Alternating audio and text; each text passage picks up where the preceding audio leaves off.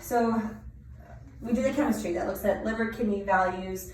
The liver values are pretty high. Okay. So it looks like that was a problem a couple of years ago as well. Oh, okay. So the ALT and ALP are two liver values that can go up in a cat when they're not feeling well, if they have either inflammation, infection, or liver disease.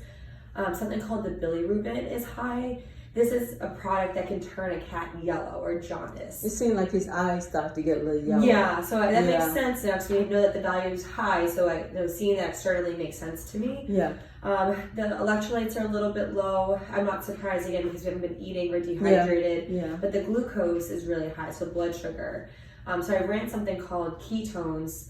And I worry that he's diabetic and not just normal diabetes, like sick diabetes, like something called like a DKA, when the body can't or it's producing too, like it's not, the insulin and sugar aren't cooperating and they're not working properly. The body starts to produce this thing called ketones. It can make a cat very, very sick. Okay. It can cause dehydration, can cause liver values to go up. But that seems to be what's going on there. Otherwise, like the white blood cells are fine, red blood cells are fine. That's a good thing. But it's just like, I worry that we're pretty sick.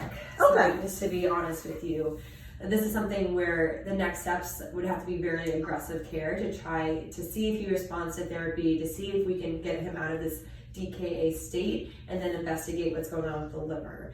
Ooh. The steps going forward is pretty intensive. Like this isn't something where we can fix this outpatient. Like fluids isn't enough to fix this, unfortunately.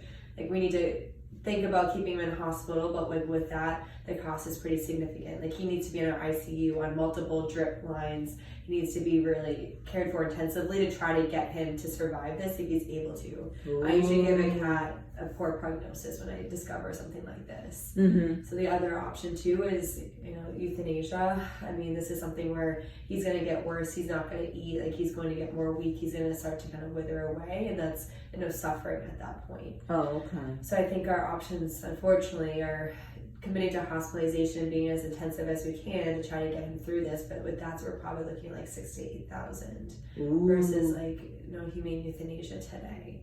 If you're not ready to say goodbye, we can have him go home with you. I can give him some fluids under the skin, but it's not going to fix this, and then he's going to get more sick, and it's not really fair to him. I think he's I know time. because my thing was, I was like, oh my God, he's really sick. He don't normally. Yeah. And then, like, when you take them to some vets, they're like, oh, he's older, because when they get older, it's like it's time. So I was like, oh my God. I'm sorry. This is surprising. I mean, it's like, I know. I think because he's seemed like he had this a couple of years ago, and I don't know if it's back or this is like worse. So that's because I was reading last year. I was reading the notes that my daughter had, and I saw that it was something, and maybe they caught it, before it got too worse. Yeah. Because he was on medication for 30 days. Yeah. So that's why I'm thinking, because my daughter said working out. Yeah, and that's why you don't have to decide. Like if you want to take him home, talk with your daughter. Like that's because fine. You talking about, like you saying 6,000-8,000 probably more. A poor prognosis. Like he might not. That might. And not. He still may not. Yeah, like I would say, like when a cat has this DKA, when their body's not working properly to measure the insulin and glucose and starts to make these ketones, they are very, very sick. And it's hard because sometimes they don't.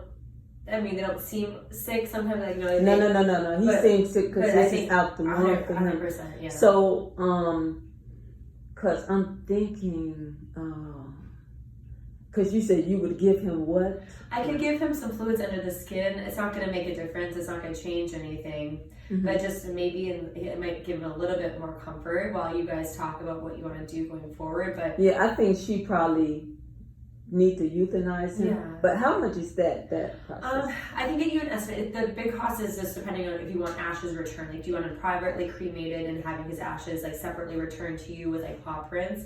That's more expensive than having him generally cremated with like other animals. So like, I think once you guys decide about that, like that's the difference in cost with euthanasia. There's a fee for the actual euthanasia, maybe about $100. But because I know we went in California. My sister had her dog, and we went, and they gave him a shot, and then he just. It can be really peaceful. So I don't know if your daughter is like local or not. She's local. Yeah, so if you want it, that's why it's not wrong to kind of go home and come back together, and you guys can spend time and do that procedure together. It's just a little IV injection, and it'll shift away peacefully. And how much is that? I'll give you a cost. Okay. Do you think you want to wait for her and come back, or what do you think, or do you think?